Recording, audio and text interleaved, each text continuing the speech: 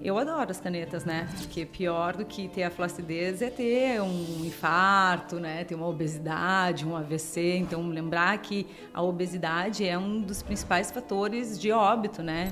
Antes já de se conhecer a adolescente, já saber o corpo dela, né? Entender o que tá errado, o que tá falhando, que aquela dor que ela tem, às vezes por ter um lábio um pouco maior do que o outro, isso pode incomodar. Ela saber que isso a gente consegue resolver. Então, ela não precisa viver tanto tempo com uma dor.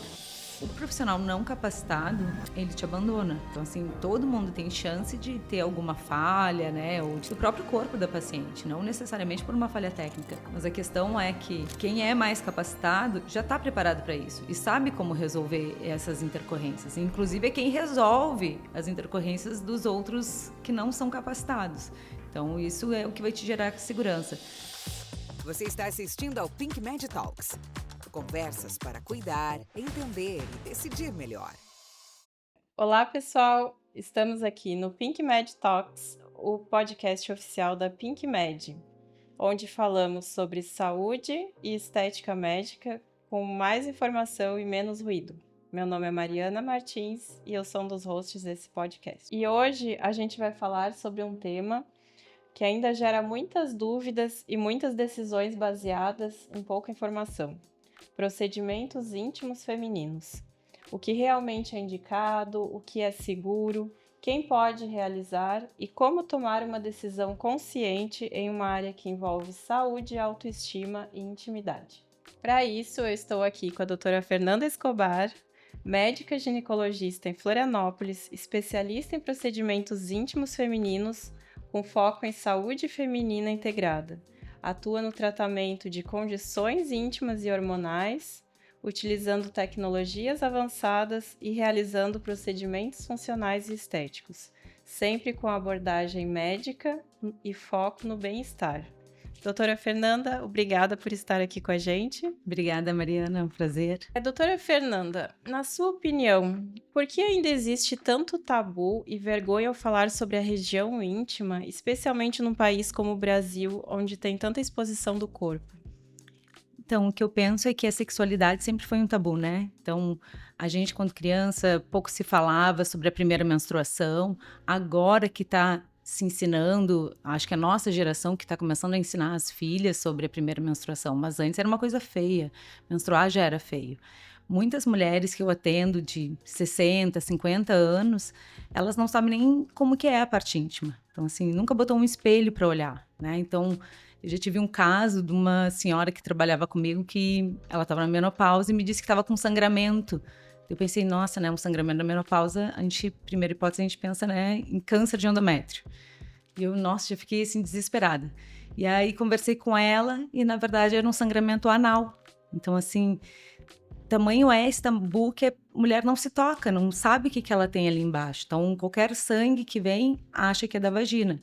E a sexualidade, agora estando mais exposta, tende a melhorar isso, né? Melhor a mulher conhecer melhor o seu corpo, passar informação para os filhos, né? Para a filha, principalmente. Acho que é isso. E isso acaba impactando na busca pelo tratamento, né? Acho que atrasa a busca pelo tratamento. Não só atrasa a busca do tratamento, mas assim, antes já de se conhecer a adolescente, já saber o corpo dela, né, entender o que tá errado, o que tá falhando, que aquela dor que ela tem, às vezes por ter um lábio um pouco maior do que o outro, isso pode incomodar. Ela saber que isso a gente consegue resolver. Então, ela não precisa viver tanto tempo com uma dor, né? Então, a questão de se olhar, se tocar, pegar um espelho é o básico, olhar o que tem ali embaixo, né? Então, é muito simples. Com tanta informação que tem disponível, a mulher já tinha que saber mais até, né? Se conhecer melhor, Isso. né? O que causa o envelhecimento da região íntima, além da idade? Gestação, menopausa, alterações hormonais podem acelerar a flacidez ou escurecimento da região? O escurecimento está bastante ligado não só à flacidez, porque pensa num balão, né? Quando ele enche, ele fica mais clarinho. Aí quando ele murcha, ele fica mais escuro. Então é a mesma coisa na vulva, né? Que é a região externa. Então, quando ela está mais inchadinha, ela é um pouco mais clara. Agora, quando ela murcha, ela vai ficando mais escura. Mas também tem a questão da hidratação íntima. Então, a gente não hidrata geralmente a região íntima. E aí, isso é o principal causa de escurecimento, porque a gente faz depilação, faz com lâmina, é abrasiva, com depilação a laser, com cera que queima. Então, assim, a gente usa muita coisa. A calcinha, né? Então, o biquíni molhado, tudo isso faz atrito e faz com que escureça a pele. Então, tem essas questões. O melhor é a gente fazer uma depilação a laser para diminuir essa questão, né? Então, Uhum. E existem cremes específicos para a região íntima? tem para a região externa, né, que é a vulva, e tem para a região interna, que é a vagina. Então, tudo que tiver ácido hialurônico vai ajudar bastante, principalmente na região interna. E para a região interna, a gente aplica duas a 3 vezes na semana, de acordo com o que tiver o ressecamento, né? Ou só para melhorar a hidratação. E fora a gente aplica diário, assim. Então tem alguns gloss íntimos, tem de várias, né, marcas, assim. Hoje em dia tem bastante coisa. E procurar coisas que têm menos química, né? Então, que agridam menos a pele. Então, um hidratante com ácido hialurônico já tá ótimo, assim. Uhum. E existe diferença entre o envelhecimento da pele corporal e da região íntima, da pele da região íntima?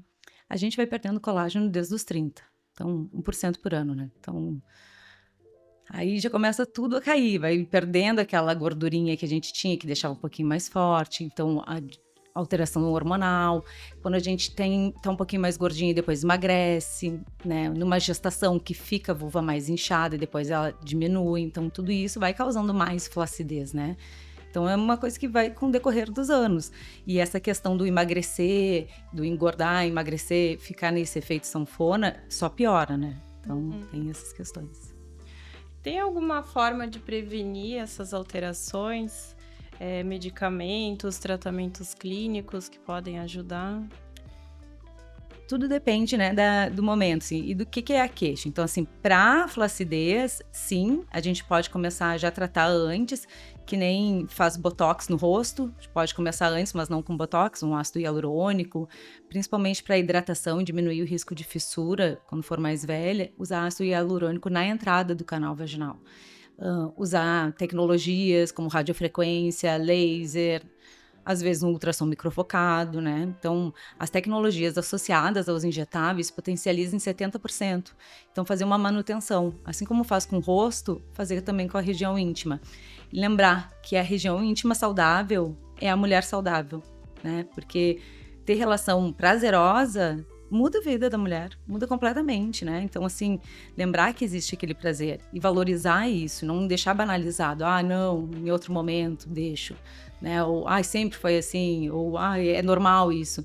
Não é, né? Então, hoje dá para buscar de várias formas, né, essa melhora. Tá bastante ligado à autoestima também, né? Bastante, mas uma coisa, assim, que é importante, ter prazer na relação é essencial. É essencial. Muda a vida da mulher. Muda completamente. Então, pensa em alguém que sempre tem um cortezinho. Se tu tivesse um cortezinho sempre na boca, ia te incomodar, né? E aí tu não ia conseguir comer direito, ia te incomodar. Mesma coisa na região íntima. Ter um cortezinho lá, esse cortezinho só vai piorando. Dói. Não vai ter relação. Ou se tiver relação, tu vai ter medo. Aí tu vai contrair mais a musculatura da região ali vaginal.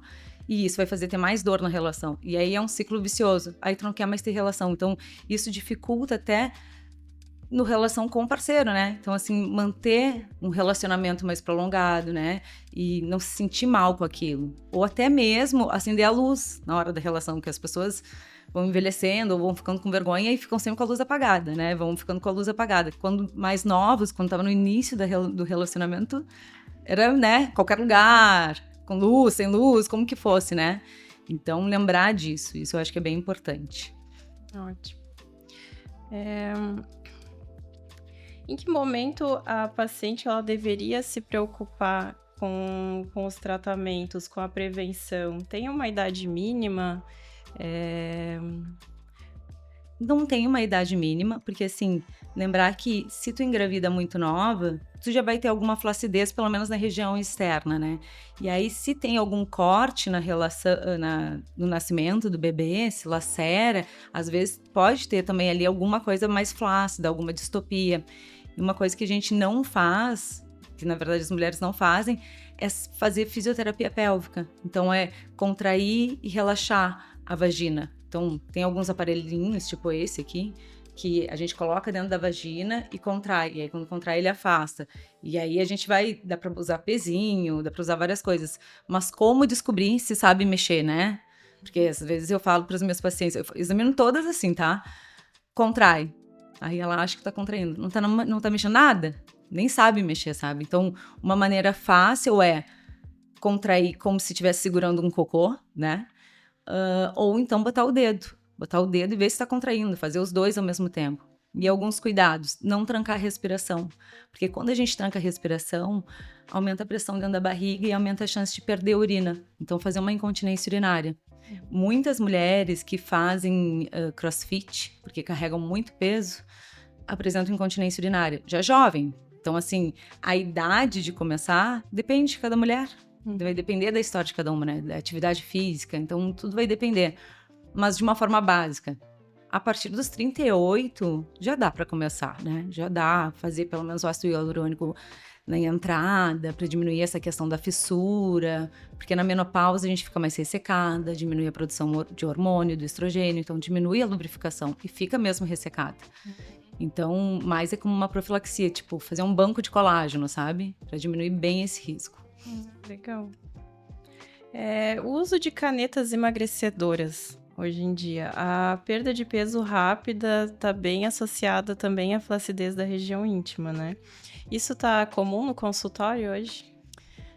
Eu adoro as canetas, né? Porque pior do que ter a flacidez é ter um infarto, né? Ter uma obesidade, um AVC. Então, lembrar que a obesidade é um dos principais fatores de óbito, né? De toda a população. E a população ficou muito obesa. Então, assim, a flacidez a gente resolve, né?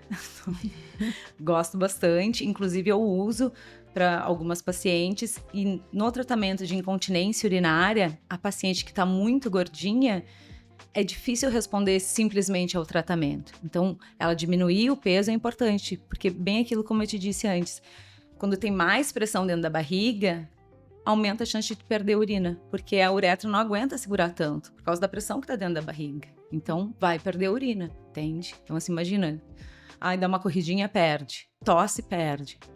A pessoa tem vergonha até de sair, né? Ficar num restaurante, qualquer coisa, fazer academia. Então, assim, tem muita coisa envolvida, né? Sim, tem muito impacto na vida da pessoa, né? E essa flacidez, ela é semelhante a outras regiões do corpo ou ela tem algumas particularidades, a flacidez da região íntima? A região íntima, ela responde muito bem aos tratamentos, porque é uma região pilosa. Então, assim, pensa que produz pelo toda hora, então tem células regenerativas melhores. Então, a resposta é muito melhor, né? E tem que lembrar que ela é uma região bem funcional. Então, assim, a gente tem que adequar ela, né? Se ela não estiver adequada, vai sofrer. E sofrer é problema para a vida, não tem necessidade, né? Então, resolvendo essas situações ali é a melhor coisa. Ótimo. Sobre laser íntimo e clareamento, quais os principais cuidados após o laser e se existe algum tipo de restrição no pós? A paciente ela faz o laser, depois é vida normal, tem algum tipo de restrição? Vai depender da tecnologia, principalmente, né? Então, tem alguns tipos de tecnologia. Então, esses que são abrasivos, o laser, a radiofrequência fracionada, então, eles têm que ficar 3 dias, pelo menos, sem ter relação, hidratar bem a região, né? Isso, mas pelo menos 3 dias sem relação. Evitar banho de imersão, já que a gente tá aqui, né? E a gente usa alguns tratamentos orais, principalmente pro clareamento, né? Cuidar o tom da pele, porque nem toda a pele vai responder bem. Então, peles mais escuras têm mais chances de manchar. Então, a gente tem que cuidar essa região também. Hidratar antes, ter então essa questão bem da hidratação. A hidratação é fundamental, principalmente para o clareamento. E tem outras tecnologias que não precisa, tipo de repouso, por exemplo, né? Então, já na cirurgia íntima já muda bastante. Na cirurgia íntima vai precisar de mais repouso, né? De mais tempo, depende do que for fazer. Mas sim, daí pelo menos 7 dias, evitar ficar cavaleiro, né? Então, assim, andar de bicicleta, alguns exercícios, né? Banho de imersão, vai ter que fazer algumas compressas de gelo, mas apenas no laser para clareamento ou para flacidez, só 3 dias mesmo. Só 3 dias.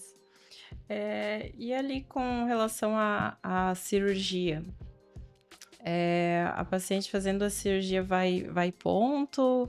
Depois... Vai ponto. Depende da cirurgia, mas geralmente vai ponto, tá? Vai ponto e por vezes pode ir cola junto, mas geralmente vai ponto. Vai depender da técnica de cada um, mas nas minhas pacientes eu sempre faço ponto. Então, o ponto, ele fica um ponto intradérmico.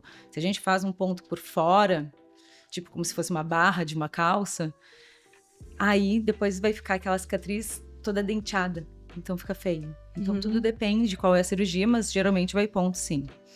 Essa é a chamada ninfoplastia, né? A gente hoje chama de labioplastia. Então, a labioplastia pode ser, então, da região, ó, tipo, aqui, ó, se fosse aqui, essa daqui. Então, aqui a gente só reduziria esse lábio, né? Então, seria a labioplastia interna. Agora, quando é dos lábios externos, quando tem muita flacidez, tu vai reduzir, aí a labioplastia é externa. Mas, popularmente, se chama de ninfoplastia. E aí ele faz o ponto, com 7 dias retira.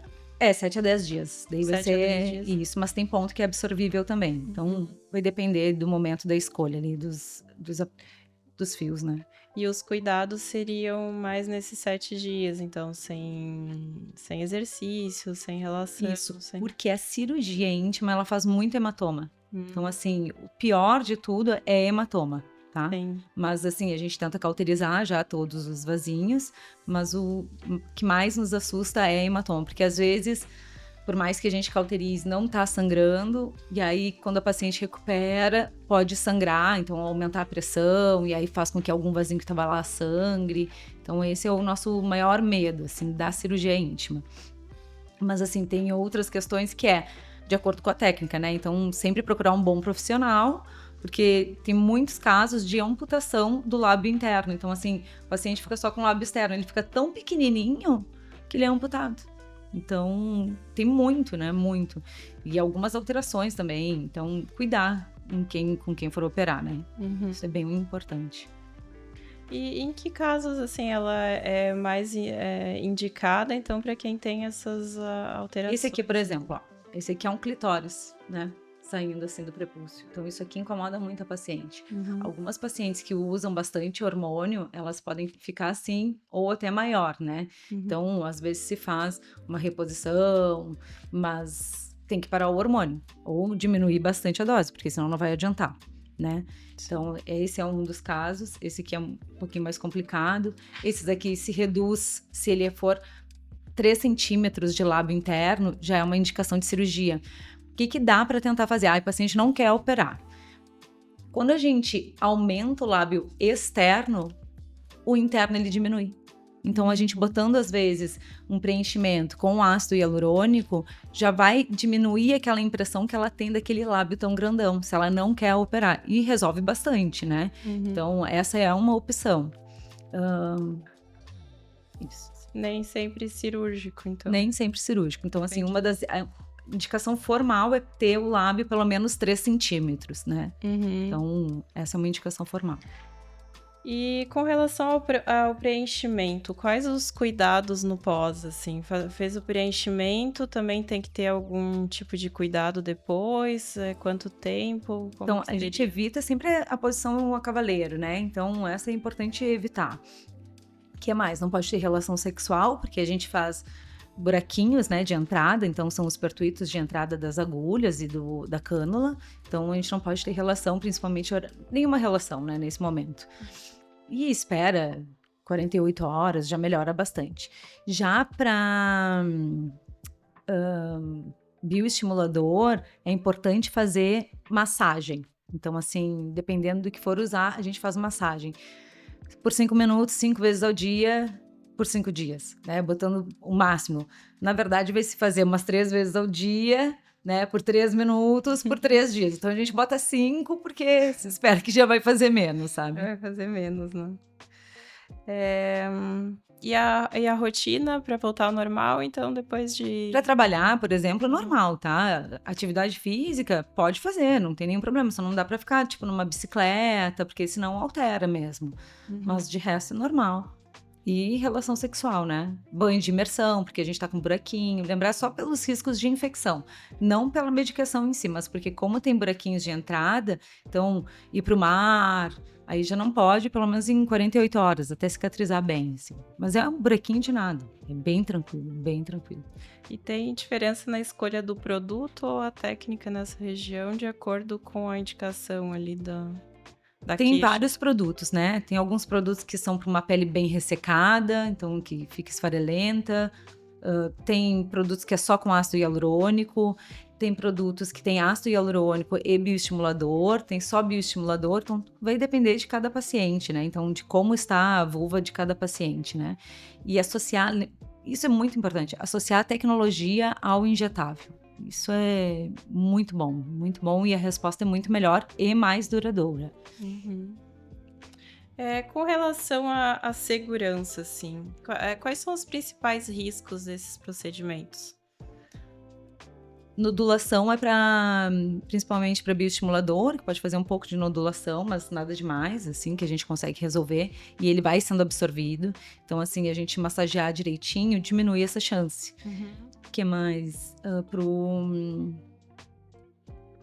Infecção, às vezes pode ser. E também para o ácido hialurônico tem uma reação que é uma reação que causa uma inflamação local na aplicação de ácido hialurônico. E ela pode acontecer até mais tardiamente, não necessariamente logo quando fez a aplicação, mas mais tardia. Então, começa um calor local, sinais bem de inflamação. Então, dolorimento, mais inchado, né? Então, isso tem que sempre procurar o médico que fez para ver se é esse caso. E da parte cirúrgica, assim, quais seriam os principais riscos? O principal risco é o hematoma. O hematoma é o nosso maior medo, assim. Até porque tem que pensar assim, se fica um vasinho ali sangrando, vai inchar muito aquela região. E o sangue, ele vai dissecando o tecido. Então é importante não sangrar, porque senão aumenta a chance de necrose, né? Então o hematoma, ele é o que piora, assim. Então, e também a região ali embaixo inchada dói muito, muito, muito, muito, muito, né? O hematoma é assim, também, além de esforço, além da paciente no pós, também pode ser... Pode ser da própria cirurgia mesmo, Pode ser...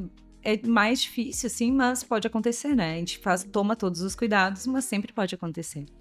Então, isso seria algo a se tomar cuidado nesse tipo de procedimento, em fazer com um profissional bem qualificado, né? Então...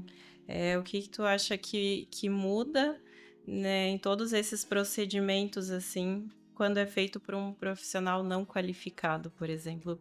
O que poderia acarretar de pior ali para o paciente? O profissional não capacitado, ele te abandona, né? Então, assim, todo mundo tem chance de ter alguma falha, né? Ou de ter algum problema de cicatrização, ou do próprio corpo da paciente, não necessariamente por uma falha técnica. Mas a questão é que quem é mais capacitado já está preparado para isso e sabe como resolver essas intercorrências. Inclusive, é quem resolve as intercorrências dos outros que não são capacitados. Então, isso é o que vai te gerar segurança. Muitas vezes, as pessoas que não são tão capacitadas, elas fazem por um valor muito abaixo, mas é essa, né, a diferença. E vai estar presente se der problema? E se der problema, para onde que tu vai, né? Então, isso é a segurança do paciente, que tem que estar acima de tudo. É o barato que sai caro, né? Literalmente, né? E como que a paciente pode verificar se o profissional ele é habilitado ou não? A Pink Med é um exemplo, né? Eu acho que veio para facilitar a vida de muitas pacientes, porque é muita oferta que tem, ainda mais que se usa também algumas outras técnicas que não são necessariamente cirúrgicas para redução de lábios, mas a gente vê que às vezes não tem tanta resposta e que qualquer pessoa pode aplicar, né? Esteticista pode aplicar. Então, esses cuidados são fundamentais. E a Pink Med veio para ajudar todas as pacientes, né? Então, as mulheres que estão à procura estão no melhor lugar, né? Então, no lugar certo para achar as pessoas certas, né? Essa é a nossa proposta, né? Se uma paciente está pensando em fazer um procedimento íntimo, o que ela precisa saber antes? O que ela precisa se informar antes? Depende do procedimento, né? Algumas coisas que são importantes, você tá com depilação, né, em dia, ter os seus exames atualizados, e se ela tem alguma doença, por exemplo, um líquen, tem que ver em que momento ela tá da doença. Então, às vezes a gente vai fazer algum procedimento nessas pacientes, ou alguma doença autoimune, né, se essa doença estiver ativada. Às vezes não dá para fazer, a gente tem que ter alguns cuidados como esses, assim.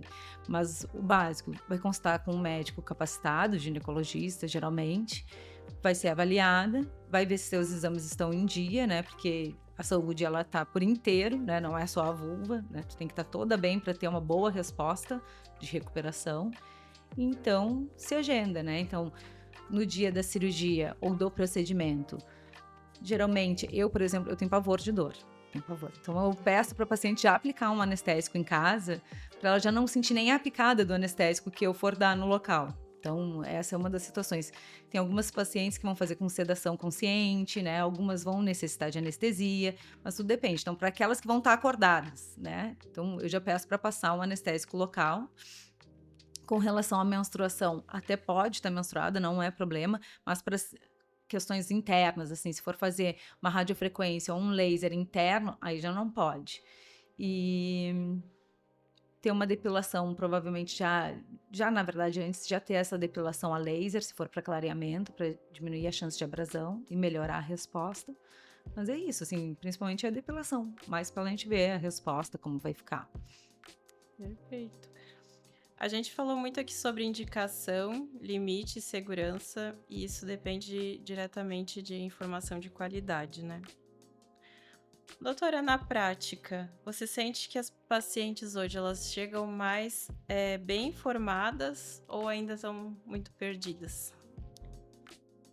Tem todos os tipos, né? Tem algumas que já chegam já direto, assim, mas elas ainda têm muitas dúvidas, e tem algumas que não fazem ideia, assim. Então, quando eu falo que dá pra gente fazer botox na região íntima, elas ficam, nossa, como assim botox na região íntima? A gente pode usar para hiperidrose, então quando sua muito na região íntima ou até na região de virilha, dá para usar para quem tem vulvodínia, né? Então, para quem tem dor na relação, então, às vezes a musculatura tá tão dura que a paciente tem dor e a gente usa o botox para relaxar essa musculatura. Então, modifica muito a vida da paciente. Para quem tem fissura, porque a fissura tá relacionada à dor, então a paciente contrai mais essa região, então a gente também usa nessa musculatura. O ácido hialurônico. Então, quando eu falo que dá para fazer muita coisa do rosto na região íntima, elas ficam, né, maravilhadas até. Eu acho que hoje em dia, assim, tem bastante informação, mas ali principalmente o Instagram virou algo muito... Cada um fala uma coisa e as informações não se encontram muito bem. E eu acho que a parte dos procedimentos íntimos tá aumentando bastante, né? Eu acho que as pacientes estão se interessando mais por procedimentos íntimos. E não é algo muito comum que tu vá ao ginecologista, geralmente faz o preventivo, faz o ultrassom, os exames de rotina, mas não é muito falado sobre a parte estética. Eu acho que agora é algo que tá bastante em alta, assim, tá bem... Mas é que não se preocupava com a saúde, né, real feminina, assim, então não se falava muito da sexualidade, eu acho que tem muito disso, né, e se tinha aquela ideia de que, é assim mesmo, fica assim, né, deixa assim, é bobagem, mas tá, isso eu penso mesmo, tá, a mulher que tá bem, ela transforma os lugares, então assim, a sexualidade em dia, ela vai te transformar, e tu vai transformar os lugares, então falam muito o ambiente nos transforma, mas a pessoa transforma o ambiente. Então, uma mãe, por exemplo, né? Agora vindo o Dia das Mães. Uma mãe que tá cansada e vê, putz, vou ter que ter relação de novo, não consegue lubrificar, ela já acha que é mais um compromisso, porque geralmente se torna mais um compromisso. E quando ela vai ter relação, aquela dor é desconfortável e se torna uma obrigação. E aí ela fica para baixo, ela grita em casa, aí, né, surgem questões pequenas, assim, mas que desequilibra a família. Então, assim, ela estando bem, ela tendo vontade de ter relação, lembrando daquilo, nossa, ela estando feliz, ela modifica toda a família dela. E assim, ela modifica a família, então melhora até a questão do marido no trabalho dele, melhora as crianças na escola, né? Melhora ao redor. Então, a sexualidade era muito tabu, hoje tá mudando, graças a Deus. E uma das coisas que eu falo é aquilo, né? Do dedo, e eu examino todas as pacientes, assim, peço sempre pra contrair. Porque é impressionante que não contrai mesmo. Então, aprender o básico já muda muito. Quando eu atendo adolescente, não é muito, né, o meu público, mas às vezes eu atendo quando é filha de alguma paciente minha, eu pego o espelho e eu dou para elas segurarem, eu mostro exatamente o que elas têm por fora, né? Porque elas têm que se conhecer. Porque muitas vezes fica a região entre os lábios, entre o lábio grande e o lábio pequeno, então o lábio interno e o externo, fica sujo. E ali questão de mau cheiro, pode aumentar a chance de dar corrimento, de dar infecção. Então, assim, é importante higienizar. Mas isso, às vezes, elas nem sabem, porque as mães também não sabem, entende? Ou não sabem como repassar. Então, é importante isso, a gente conhecer o nosso corpo, saber como que é bom, o que é bom, né? E não ter mais esse tabu com a sexualidade. É uma parte do corpo muito importante, né? Que acho que até então estava sendo um pouco até negligenciada, né? Sim. Por tabu, por vergonha, por diversos fatores, né? Eu fiz um curso, eu sou terapeuta ayurvédica, então eu sou de Porto Alegre, mas eu moro aqui em Floripa, e quando eu vim pra cá, algumas coisas, né, romperam, assim. E eu sempre pensei na saúde e não necessariamente na doença. Meu pai teve câncer, então ele teve síndrome de Lynch, que são tumores primários do tubo digestivo. E era saudável, não bebia, não fumava, praticava esporte, mas era psiquiatra, se alimentava de dores, né? Então, uma das coisas que o Ayurveda fala é que a nossa energia vital está no nosso útero, né? Então, assim, como é importante a gente cuidar dele, né? Então, a questão da sexualidade é extremamente importante. É por aí que a gente vai estar bem. E eu super acredito nisso e eu repasso isso para onde eu vou, né? Então, cuida da tua saúde íntima, porque a partir dali, ela te dá muitas respostas que tá em desequilíbrio, porque se teu intestino tá ruim, tu vai ter uma candidíase de repetição, né? Ou vai ficar intercalando uma vaginite mista. E se tu não tá bem da cabeça também vai te dar problema ali. Se a tua alimentação tá ruim, vai piorar a tua endometriose. Então, assim, ela nos mostra muitas coisas. Então, cuida da tua região íntima. É essencial. Então, a partir daí, tu vai ter energia vital. Tu vai ter o ojas, né? Que a gente fala bastante do Ayurveda. Ela reflete a nossa saúde, né? Tá tudo interligado. Então, é uma parte muito importante, assim, que não pode ser negligenciada, né?